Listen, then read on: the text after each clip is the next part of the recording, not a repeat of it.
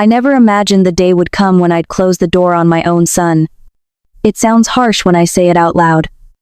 But life has a strange way of showing us what love truly costs. My name is Helen Moore. I'm 68 years old. And for most of my life, I believed that love meant sacrifice, the quiet kind that no one notices but everyone depends on. That morning, the first day of the new year, I woke before sunrise. The house was cold, and the smell of coffee felt like company. I had spent the night before baking a cranberry walnut loaf, the same one my husband used to love before he passed. I wrapped it neatly in parchment paper, tied it with twine, and told myself it was enough. Enough to bring warmth, enough to say I cared. As I packed the loaf into a small basket, I thought about how many times I'd driven to my son's house over the years, always arriving right on time. Never wanting to inconvenience anyone. This time felt different, though I couldn't say why. Maybe it was the silence in my kitchen or the way the clock seemed louder than usual. I remember standing by the door, basket in hand, and whispering to myself, just another visit. But deep down, I think I already knew.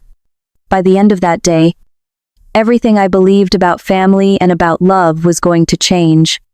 When I pulled up to my son's house that morning, the world looked washed clean by winter light.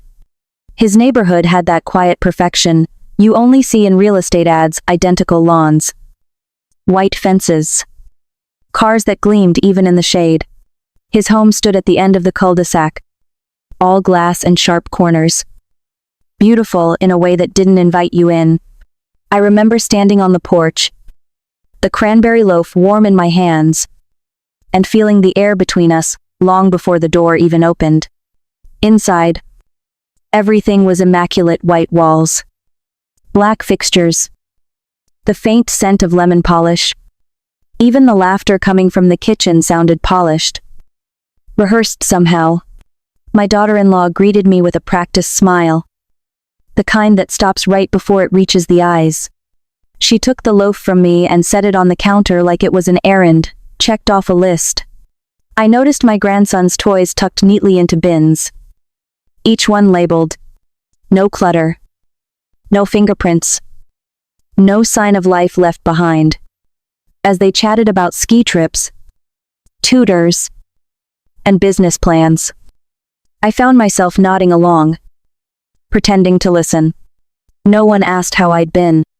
No one noticed how my hands trembled slightly when I set my coat over the chair. I told myself it didn't matter, that being there was enough, but the silence between their words said otherwise. Later, while helping sort through some papers in the guest room, I saw a small jewelry box on the desk, the one I'd given my grandson last Christmas. Inside was the brooch shaped like a compass, the one I told him symbolized always finding his way home. It was still wrapped, unopened. My heart sank quietly, like something folding in on itself. I sat there for a long moment, tracing the edge of the box with my finger. That house, with all its brightness and space, suddenly felt smaller than my own kitchen. That was when it hit me: not all doors are open just because they're unlocked. And for the first time, I realized I wasn't visiting home.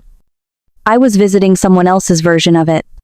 Sometimes, when I think back to those years after my husband passed, I can still hear the sound of the house settling at night, the way silence used to hum against the walls. Grief has a sound. You know, it isn't always sobs or shouting. Sometimes, it's the flicker of a candle burning low while a child sleeps in the next room, and you're trying to balance a ledger by hand. After Lionel died, I didn't have the luxury of collapsing. My son, Ryan, was 13. Old enough to notice everything, and too young to carry any of it. I told myself that if I just kept moving, kept working, kept showing up, we'd be okay. So I started small. I took bookkeeping jobs for anyone who'd have me, small businesses, single mothers running side hustles, a local mechanic who paid me in cash. I worked at the kitchen table most nights. The smell of pencil shavings and burnt coffee filling the air while I chased down numbers on crumpled receipts. But survival turned into curiosity. The more I balanced other people's accounts, the more I began to understand patterns, how money moved, how value hid in plain sight. I read everything I could find, borrowed books from the library about real estate and tax liens, and watched online lectures until my eyes burned. Most nights, Ryan slept through it all, his door half open. I liked knowing he was there. That sound of steady breathing reminded me who I was doing it for. The first property I ever bought wasn't much, an old duplex in Jacksonville that no one bid on. It smelled of mildew and hopelessness. But to me, it was possibility. I cleaned it up slowly, room by room. The rent from those 2 units barely covered repairs. But I wasn't chasing quick profit. I was chasing security. Over the years, I learned to see potential the way some people see light through cracks. Each broken tile or peeling wall was just another equation waiting to balance. When I registered my company, Moore and Elm Holdings, I did it under a quiet LLC in Wyoming. Anonymité. The paperwork said. Privacy. I translated. I didn't tell anyone. Not even Ryan. It wasn't about deceit, it was about peace. About having something that belonged to me, untouched by the world's noise. By the time he graduated college, I owned 5 properties across the state.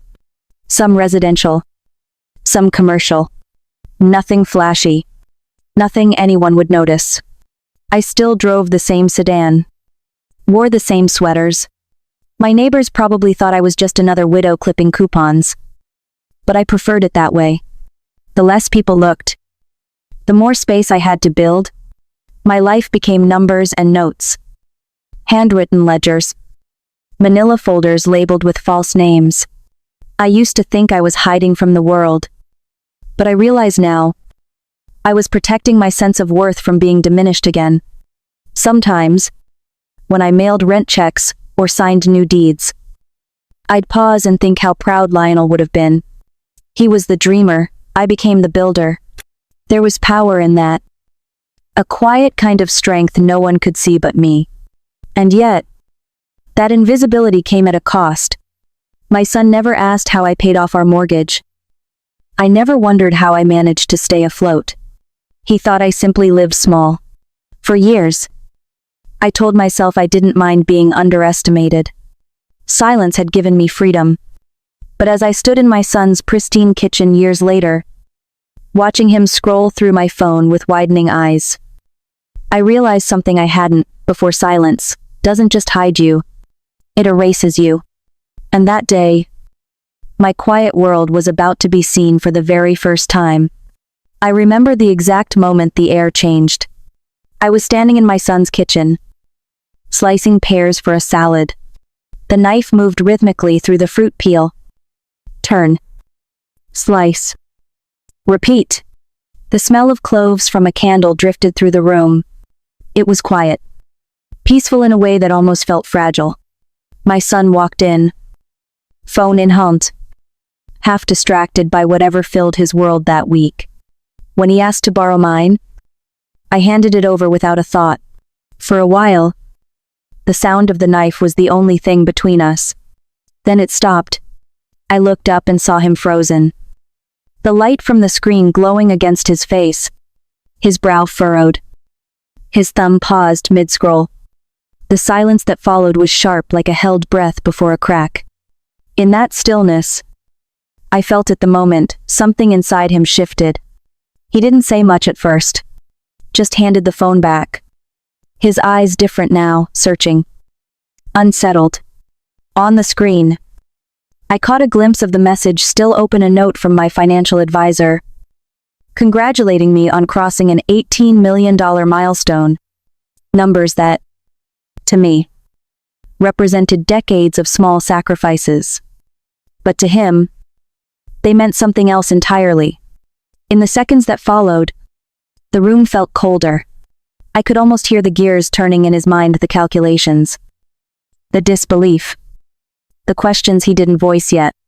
My hands kept moving, cleaning the counter, tucking away the knife.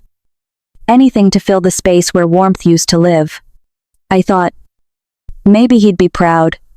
Maybe he'd finally see me, not as the mother who saved coupons, but as the woman who built an empire out of nothing. But when I glanced at him again, pride wasn't what I saw. It was something quieter, heavier, entitlement, dressed as confusion. He looked at me like I'd been keeping a secret from him that he somehow deserved to own. In that moment, I understood that the discovery wasn't about money, it was about control. That was the moment my silence stopped protecting me. The moment my son stopped seeing me as his mother and started seeing me as an asset.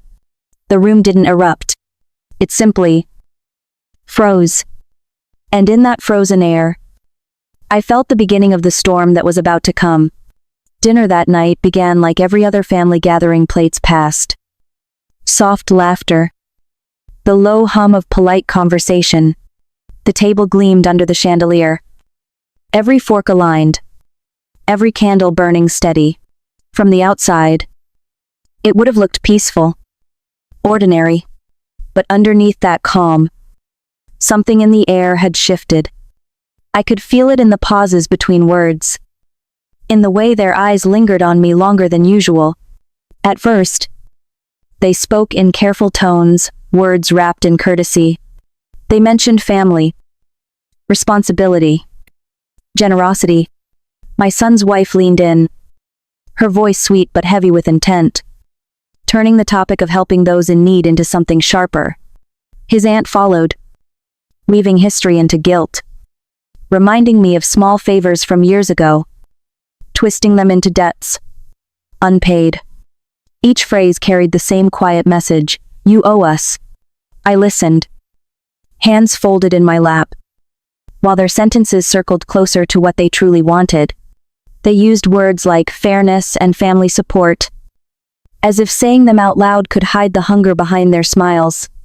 My son's face gave him away.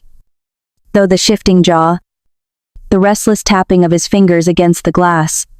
He wasn't angry, he was calculating.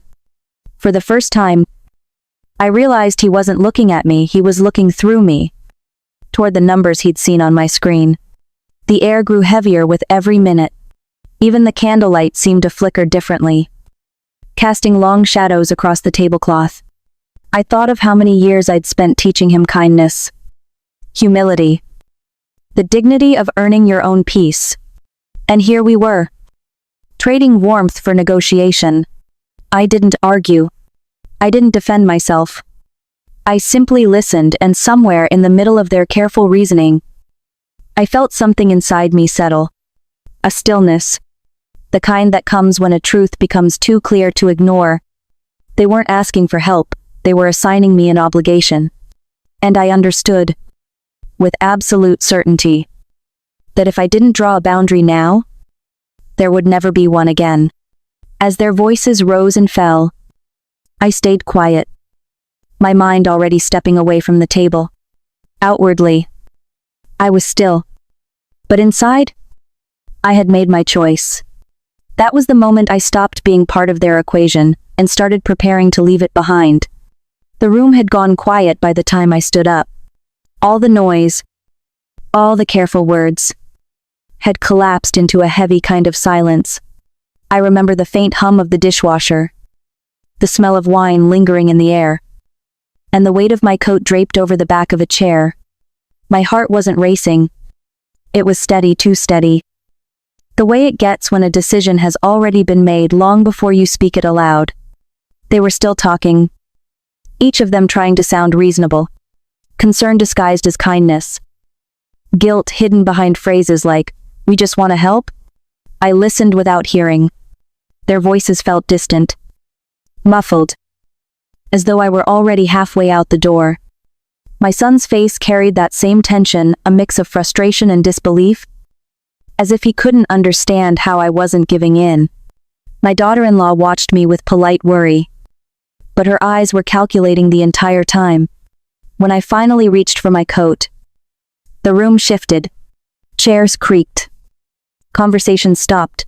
I could feel every pair of eyes on me. There was confusion first, then discomfort, and beneath that, something that almost looked like fear, the fear of losing control. My son asked if I was really leaving so soon. I told him I'd been there long enough. The words came out calm, almost tender. At the doorway, a small hand tugged at my sleeve. My grandson. He looked up at me with those wide, unguarded eyes. The only soul in that room untouched by expectation. He asked if I'd come back to finish the puzzle we'd started earlier. My throat tightened. But I smiled. I promised him we would someday. Then I pressed my hand to his cheek, memorizing the warmth before I let go. As I turned the knob, I felt the chill of the evening reach in before I'd even stepped outside. It was sharp, clean, honest. Behind me, they said my name. But I didn't answer.